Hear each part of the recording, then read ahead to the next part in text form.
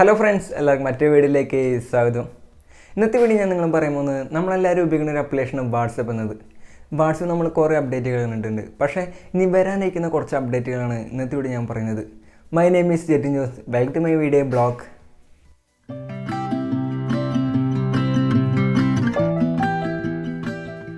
നിങ്ങൾ ഇതുവരെയായിട്ടും ഈ ഒരു ചാനൽ സബ്സ്ക്രൈബ് ചെയ്തിട്ടില്ലെങ്കിൽ താഴെയുള്ള ചുവന്ന ബട്ടൺ ക്ലിക്ക് ചെയ്ത് സബ്സ്ക്രൈബ് ചെയ്യുക.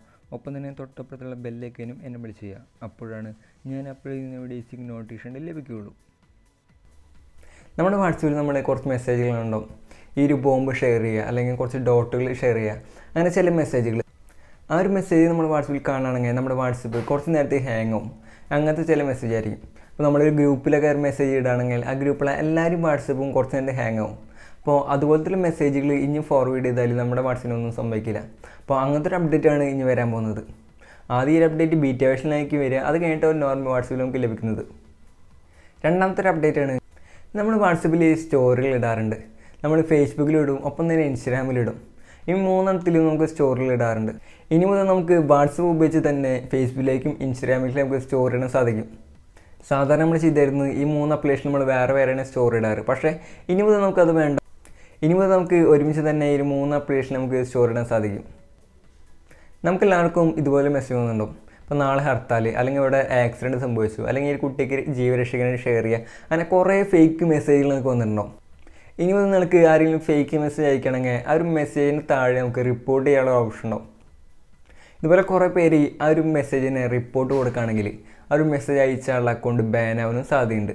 നിങ്ങൾ ഇനി മുതൽ വാട്സപ്പിലൊക്കെ ഫോട്ടോസോ അല്ലെങ്കിൽ വീഡിയോസോ അല്ലെങ്കിൽ മെസ്സേജുകളൊക്കെ ഷെയർ ചെയ്യുമ്പോൾ നിങ്ങൾ നോക്കിയിട്ടും ഷെയർ ചെയ്യുക. നമ്മൾ കിട്ടിയപ്പോൾ തന്നെ വേറൊരാൾക്ക് ഷെയർ ചെയ്യാൻ നോക്കരുത്. കാരണം ഫേക്ക് മെസ്സേജ് ആണോ നിങ്ങൾ അത് ഉറപ്പ് വരുത്തുക. നിങ്ങൾക്ക് കിട്ടിയ മെസ്സേജ് ഒറിജിനൽ ആണോ അത് ഫേക്ക് ആണോ നിങ്ങൾ അത് ഉറപ്പ് വരുത്തുക. അത് കഴിഞ്ഞിട്ട് മാത്രം നിങ്ങൾ ഷെയർ ചെയ്യുക. ഇനി ലാസ്റ്റത്തെ അപ്ഡേറ്റ് ആണ്. നമുക്കറിയാം ഫേസ്ബുക്കിൽ നമുക്ക് പരസ്യങ്ങൾ കാണാൻ സാധിക്കും. ഒപ്പം തന്നെ ഇൻസ്റ്റാഗ്രാമിൽ നമുക്ക് പരസ്യങ്ങൾ കാണാൻ സാധിക്കും. ഇനി മുതൽ നമുക്ക് വാട്സപ്പിലും ആ പരസ്യങ്ങളുണ്ടാവും. നമ്മളെല്ലാവരും വരരുത് എന്ന് വിചാരിച്ചൊരു അപ്ഡേറ്റ് ആണിത്. കാരണം നമ്മൾക്ക് പരസ്യങ്ങൾ വാട്സപ്പിൽ വന്നാൽ നമുക്ക് ആ ഒരു ഡിസ്റ്റർബൻസ് ആവും. അത് ഇതായിട്ട് ഇറങ്ങിയിട്ടില്ല, അവർ ഒഫീഷ്യലായിട്ടൊന്നും പറഞ്ഞിട്ടില്ല. പക്ഷേ അങ്ങനത്തെ വരുന്നൊരു ന്യൂസുകളൊക്കെ വരുന്നുണ്ട്. ഇതുപോലെ പരസ്യങ്ങൾ വരികയാണെങ്കിൽ നമ്മൾ വാട്സപ്പിൽ ചാറ്റ് ചെയ്യുമ്പോഴും അല്ലെങ്കിൽ സ്റ്റോറി കാണുമ്പോഴൊക്കെ ഈ ഒരു പരസ്യങ്ങൾ വരുമ്പോൾ നമുക്ക് ആ ഒരു ഡിസ്റ്റർബൻസ് ആയിട്ട് വരും. ഈ ഒരു അപ്ഡേറ്റ് ചെയ്തിട്ടും വന്നിട്ടില്ല. ആദ്യം വരെ ബീറ്റ യൂസേഴ്സിലാവും, അത് കഴിഞ്ഞിട്ടാണ് നോർമൽ വാട്സപ്പിൽ വരുള്ളൂ. ഞാൻ പറഞ്ഞ 4 അപ്ഡേറ്റുകളും ഇതായിട്ടും വന്നിട്ടില്ല. ആദ്യം നമുക്ക് ബീറ്റ യൂസേഴ്സിലാണ് വരിക. അത് നല്ല രീതിയിൽ വിജയിക്കുകയാണെങ്കിൽ മാത്രമാണ് അവർ സാധാ വാട്സപ്പിലും കൊടുക്കുകയുള്ളൂ.